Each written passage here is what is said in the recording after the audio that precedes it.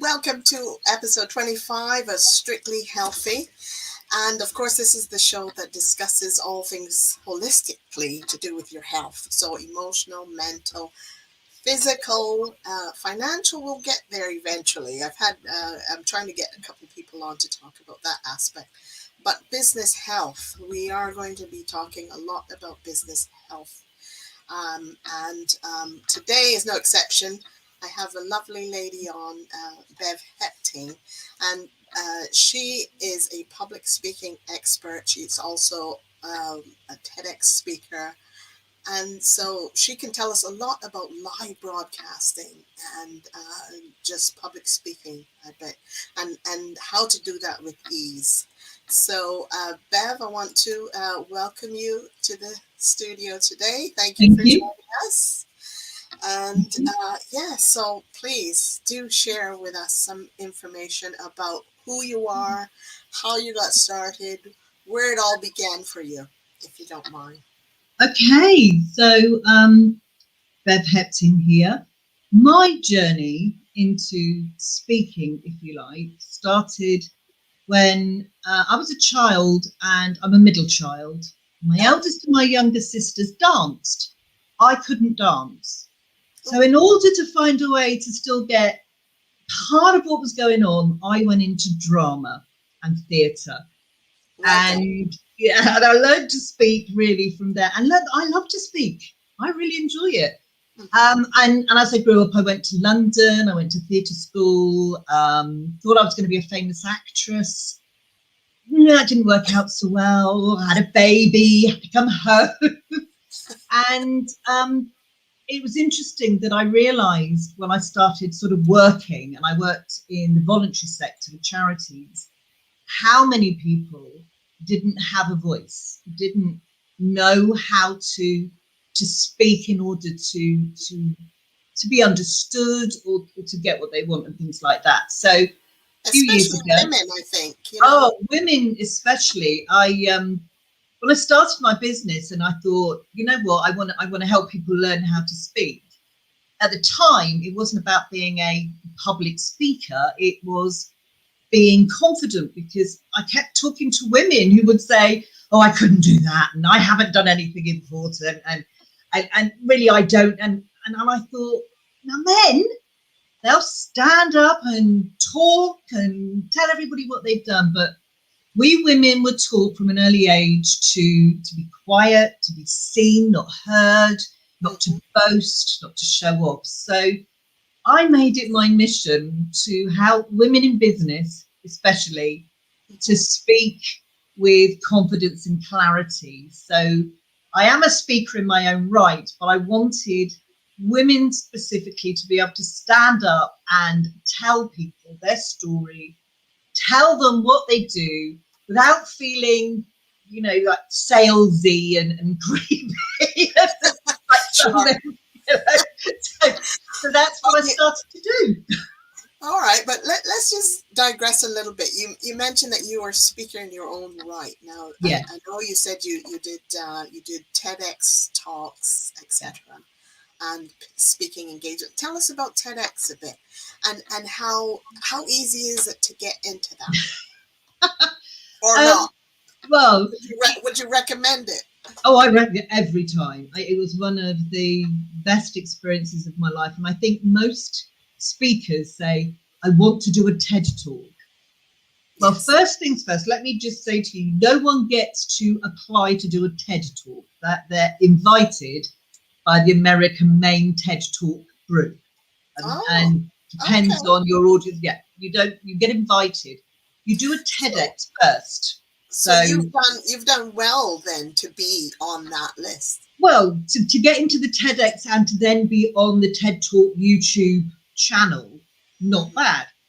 And what happened was, and this is what you call synchronicity, I think that's the word. I had been reading around public speaking in terms of robots. I have been doing a lot of reading around how artificial reality and all of that. And Microsoft had created this hologram person that you couldn't tell and that could do a speech. And I got thinking about it, and someone sent me an invitation to apply to do a TEDx all about the future. What comes next, it was called. Because I had all this thing in my head about robots, the way my mind works. And I applied to ask the question whether, we would all end up listening to robots, or whether humans needed to be the people that impart information. And it just so happened that that particular question and discussion worked well with the other people that were in the particular lineup. And what tends to happen is you'll have a theme in a TEDx. And when you audition, and you always audition, they'll go through to see what fits the theme. So when I went up there, of course, I'm used to speaking as a business. And this isn't. This is speaking in terms of asking a question or starting a debate. So it was nerve-wracking. I think it was probably one of the most scary things I've done. How many people were you in front of? What was the audience size like? Well, the audience size can only be 100. There's quite a lot of rules about running TEDx's, but you tend to be in a very intimate theatre, so it looks quite large, and you have to stay on the red circle. Well, Linda, you know me. I wonder. Arms flap about, and they go, no, you have to stay on the red circle because it's videoed from different directions. Yeah, the videos. Sure, yeah. So it was a really, really amazing experience, and I met some awesome speakers, and people who've never spoken before, but had this story or idea to discuss. So in answer to your question, anybody really could go and do a TEDx. Okay. Getting the application right and understanding the process is what makes the difference. It's about understanding this is not business. This is, I have an idea. I'd like to ask the question. Mm-hmm. Once you get that in your head, yeah. So, so how do you get then invited though? I tend to get invited because I have my fingers out to a lot of organisers and event organisers. There's a website you can go on to that actually tells you all the TEDx's that are going to be happening. So sometimes you can actually go to them direct. 9 times out of 10, I usually get invited because, for instance, Southampton, just before lockdown, were looking for speakers. And somebody who was on that panel knew me. So sometimes it's about word of mouth. Sometimes it's about looking and hunting them down. Either way works. At the end of the day, it's just what you have to say that's important. It's the message that's really important. Oh, okay. So do they sort of select what they would like you to talk about? No. If it fits the theme. Okay. So when you do the application, you will tell them, sort of a broad outline of what you're going to talk about. Now, I hadn't even decided on the speech then. I really didn't think I would get accepted because it seemed such a... At the time, even I was going, robot. And I entitled it, I'm Not a Robot, I Think. So the application, it's like a lot of the speaking applications today. You put a rough idea forward, and I got accepted. And this particular TEDx did 3 rehearsals before the actual event, which was so useful. They really treated us well. It was such a good learning experience, as much as being up there and being able to say I've done that. It's part of my bucket list. So well done to you anyway that you managed to get that far. That's brilliant. Now, of course, we're talking about getting over the nerves today, about live streaming and public speaking, that sort of thing. So what tips can you share with us about how we can get over our nerves, how we can go about doing it? Practice obviously sounds like one of the tips anyway. Practice. The first thing I'm going to say is you won't ever get over the nerves. I'm putting it out there because even I get nervous. If I didn't get nervous, I would be worried then that something was going to go wrong, but it's how you use your nerves. Yeah, Now, and the nervous energy is kind of good too for, it's the same energy we use for excitement. So it's just Yeah. about using that energy. The other thing about public speaking is there's so many unknowns, which is what people get scared about. They don't know what the audience is thinking. Suddenly you're the center of attention. Are you going to forget everything? What if the technology gets this? All this goes on. So these are my top tips. Okay. First things first, you have to know who it is you're talking to. Mm-hmm. You don't know who you're talking to, you don't know what it is you can say to them. So that's the first thing you can take control over. Because you have to know how to speak to that particular audience. Absolutely, and you have to know what it is they want to hear. I often say to people, if you're a vegetarian and somebody asks you to go and talk at a conference and you haven't asked who your audience are, you could end up talking to butchers about the meat industry, and then you've got nowhere to go. So you have to know who your audience are. Yes. And then you have to know what it is you want them to know. Yes. So at that point, you have to remember it's not about you. Mm-hmm. It's all about what your audience needs to know. Yes. So if you think about the most important thing they need to know, suddenly it's not about you anymore, and it's less fearful. So, and the other thing people try to do is put everything into a speech. Don't do that. Yeah. So keep it simple. Know what you want to say to people. Structure your speech so you have a nice beginning, an introduction. You have a lovely call to action at the end, and 3 points that you give in the middle, because 3 is the magic number. Okay. We can remember 3 things. Yes. The minute it goes into 4 and 5, we're in a list. Yeah. Then you forgot what number 1 was. So 3, and we're DNA'd for the power of 3, because our lives are structured like that. We have morning, afternoon, nighttime. We're born, we live, we die. We everything is structured into 3s.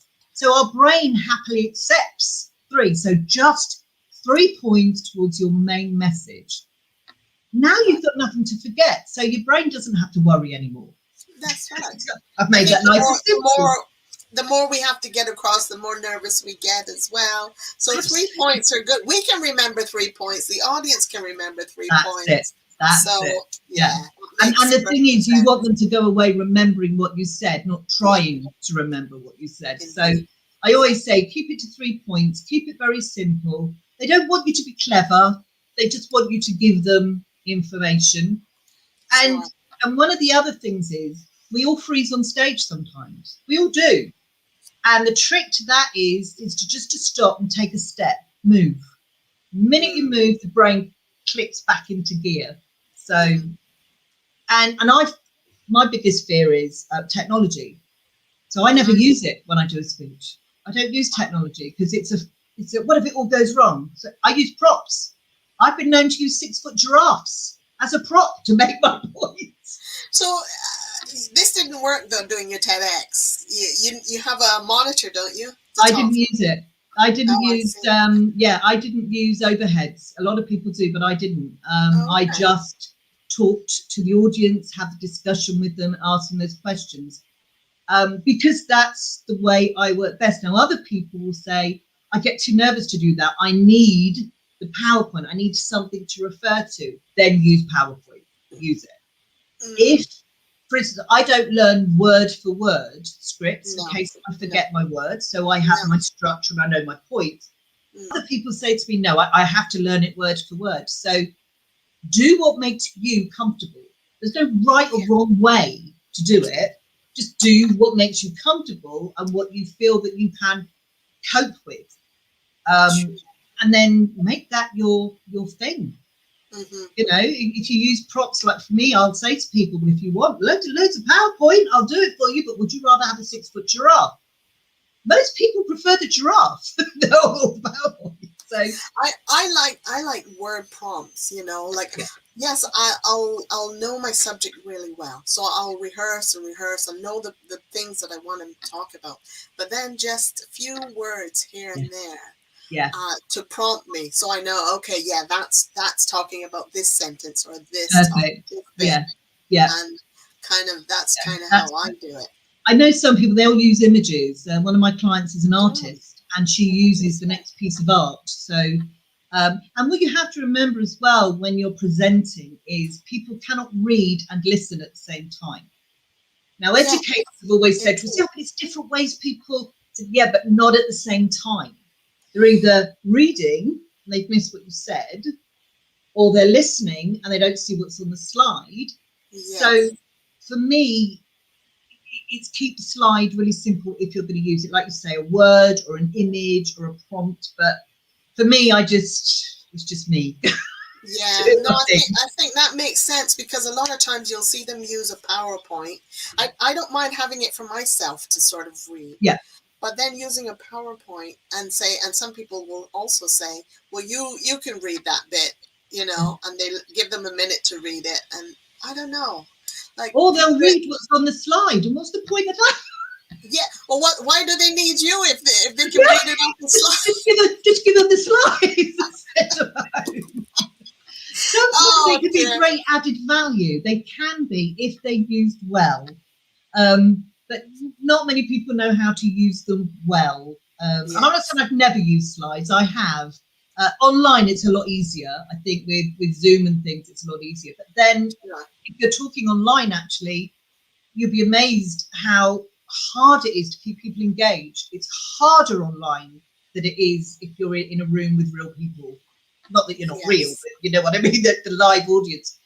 Yeah. Because Well, so a lot of times you can't see people too online, you like can't. especially if you have a Yeah. slide, a thing, a PowerPoint or something up, Well, the thing is, when presentation. you're in an audience and you're all there together, there's this build-up of atmosphere. It creates its own sort of viral movement, and you can say to the person next to you, "I didn't quite catch that. What was that?" And it's all going on, and you're all part of it.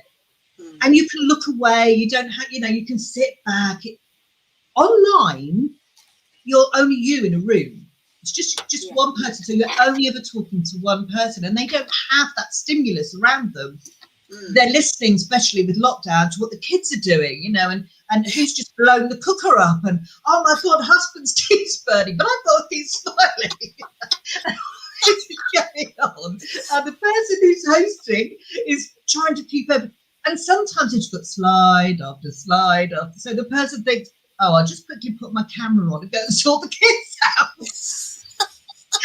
So it's so much harder online to really engage and keep people with you. And Sure. I think for me that's been the difference since Hmm. we were all out there doing it, and everything online is and again I keep saying to people, make it shorter, make it smarter, just make Mm. it simpler, let Yeah. people Sure. digest it in bits, because Yeah.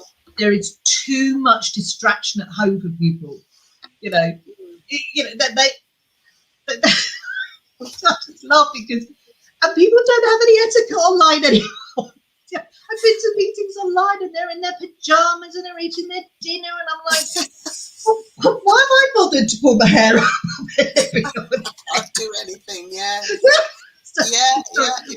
Well, so yeah, we yeah, got a bit too comfortable with it. I It took us think a while to get used to Zoom yeah, and getting yeah, I think comfortable. so. And But actually, you have now, to be more on the ball. You have to be much more on the ball when you're hosting online. yes, And indeed. for you, Linda, I said to Linda earlier, her whole setup is so much more effective and engaging and professional, and you feel like you're part of a professional broadcast.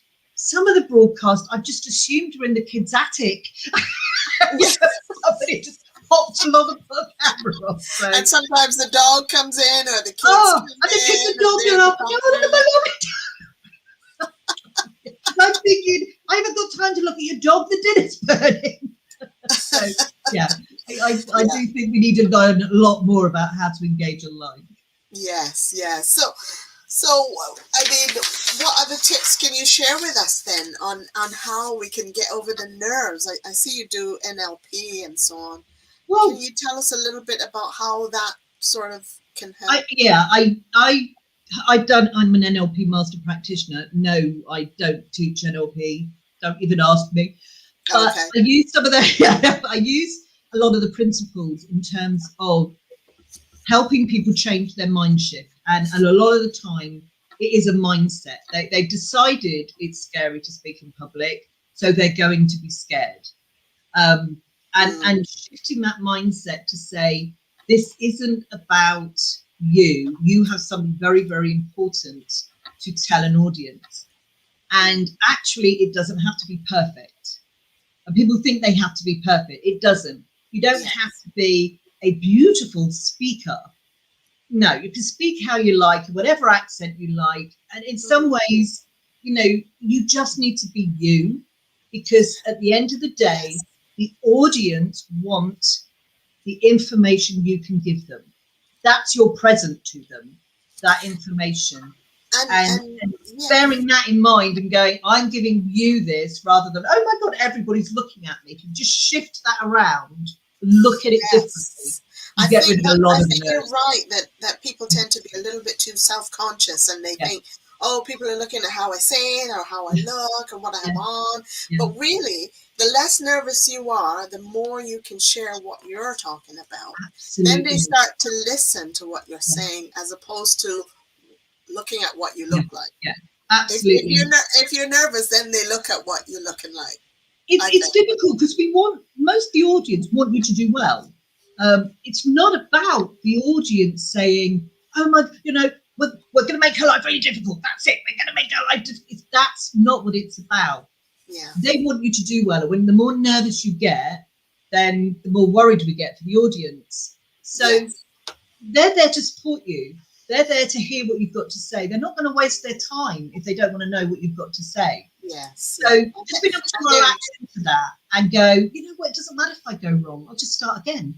yes. The Yeah. audience doesn't mind. And they I've done that many times. I've gone, oh, I've really fallen over all those words, don't know where I am. Hang on. So they're very forgiving, an audience. And if you make it entertaining like you are as well too, and Yeah, people don't know what you've got written down. This is the thing. Sometimes we get nervous because we think people know what I am going to yeah, say, but yeah, yeah. not necessarily. No, They you never know no. what. No, you don't. And the other thing is, we all have different styles. No, people aren't all going to be able to speak the way I do. I'm very brash. I'm in your face. I'm like, "Argh." Other people are much quieter than that, and we all have our own way of doing things, and Sure. none of them are wrong. I mean, Mm. I have a lot of envy, and so want to learn how to speak quietly and be a little less if people Why? say it, but it doesn't work. Why? Everybody says you're going to be energetic and show some excitement, There's, and there's quiet certainly if you're in therapy work or you're talking to people about breathing, or they don't want me. They want the nice quiet person who's going to make them feel safe. but I hear what you're saying because different styles you can be drawn into somebody who's quiet and telling you a very intense story, Yes, and they lower their voice and they get yeah, very intense, and yeah, you yeah. can really be drawn into that, and the emotion is there. Oh, And and then that's where the there's other people. storytelling. Yeah.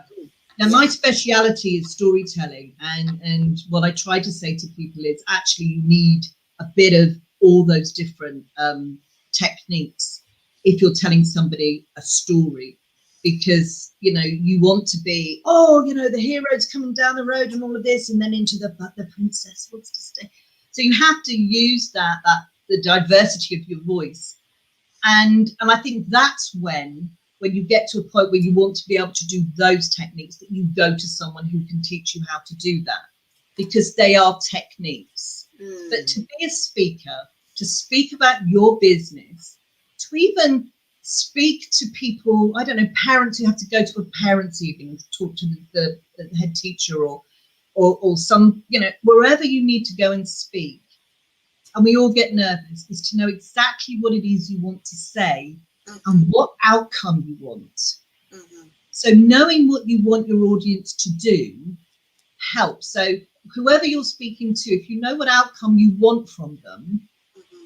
it makes it a little easier, and you're not trying to think of all these different things you have to say. You Mm-hmm. just keep it nice and simple, and you stay, within that message. Mm-hmm.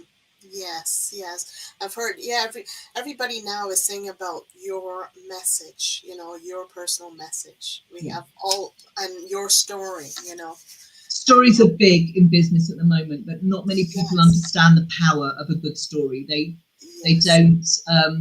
For instance, I had a client, and very technical, something to do with computers. It was all technology, and even I was going, no, I'm not a clue what you're talking about. It's got right over my head. So he said to me, well, it's like this. He said, you want to, I think it was something to do with online graphics. He said, you want to do a logo online, and you have to go to all these different places to find this information. He said, and you get really quiet, and you end up paying lots of money. So what I did was, we told me the story. I said, now I know what you mean, and now I know Yeah. why I would get involved, because now it makes sense. Oh, So how good is that mean? sometimes you have to give an illustration as well, just so that people get it. Absolutely. And again, DNA for stories, that's how we've always passed on information. It's how we passed on learning and wisdom, and I laugh because I think back to the days of Stone Age, and they have just the pictures, these are the buffaloes and the bisons and the spears, that's all you had. Right up to today, we're on Instagram, you've got 2 seconds of video, you've got an image. We've all gone full circle now, and people don't read books anymore. They're just And our attention span is just right out the window, isn't it? and that's scary. Yeah. Because we So can only seem to watch 1 minute of video now. quick and impactful stories now. It's like that saying, he came, he saw, he conquered. That's it, story done. Speaking of full circle, have you heard of Clubhouse by chance? Have you? I have. Yes. I have. And very upset about it. Why? Because I don't have an iPhone. I'm on Android. Oh, so you can't get it on And Android. it's the same with, have you heard of Amazon Live? You can now do live streaming to Amazon. Oh, yes. If you've got an iPhone. Oh, well, there you are. Maybe they're in cahoots with I with know. Apple. I love Mac. I always have them, but it got very expensive because they kept changing the hardware all the time. So I'm like, no, I'll go to Android. I'll just and now I'm looking at it going, I'm gonna have to buy an iPhone just so I can stream. But why I mentioned Clubhouse is because you said about full circle.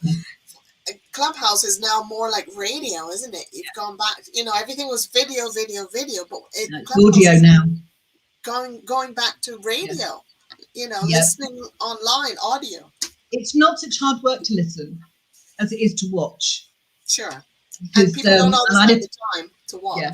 And because this Zoom fatigue, as they're calling it now, I think the perfect time was to move back into that audio arena. And I think Clubhouse were very clever at the timing and the right way to do that. And the idea that I can be working while listening to something on the phone and join in whenever I need to, that would be brilliant. But again, even on Clubhouse, you have to remember that within the voice, if it's voice only, then your voice really does have to show emotion, it has to show energy, it has to be engaging, and you have to pull people in. You can't just drably talk on Clubhouse about something that's going on and never draw a breath, because people will turn off. Yes, indeed. Yeah. Great. Well, any other tips that you want to share with us? Because the time's just about up. Okay. I would just say to anyone, if you're in business, you have to speak. End of. So just clarify your message, keep it simple, and just do it and keep doing it. And actually, you'll find you quite enjoy it. You really will enjoy it. And that's what I find. Practice. Prepare, practice. Always prepare. Never wing it. Never try and make it up as you go along. You have to prepare. You have to know certain things so that your brain is comfortable and doesn't try to stab you in the back and tell you it's forgotten everything. And then you might get stage fright or something, so Yeah. then And your you brain will get freezes. nervous. Just use the nerves, think of it as excitement. And as I say, I still get quite nervous when I go on and do anything. So, Hmm. Okay, great. right. Well, thank you, Bev, for your bit of insights. That was very, My very pleasure. helpful. And well, all the best to you. And I'm sure I'll come across you again and maybe have you back. That'd Are be you writing a lovely. book by any chance or anything? Got a book going on or Book writing is not my thing. I'm thinking of not doing your an thing? audio book instead. Oh, well, there you are. Just There's talk an it. opportunity. Great. So I want to thank you, Bev, for joining me Okay. today. Much Thank you. appreciated. Thank you. You're welcome. Bye. Bye. So that was Bev Hepting, and she's a public speaking expert, very engaging and sharing some lovely thoughts with us about how we can go about doing public speaking and live broadcasting with ease. So I do hope that you found this information helpful. And you can join us again next time. Now, what have we got next time? We've got a fitness PA instructor from the GB team, the team in the UK. So she'll have some tips to share with us about how we can get physically healthier. So thanks again for joining me. And that's it for now. Bye for now.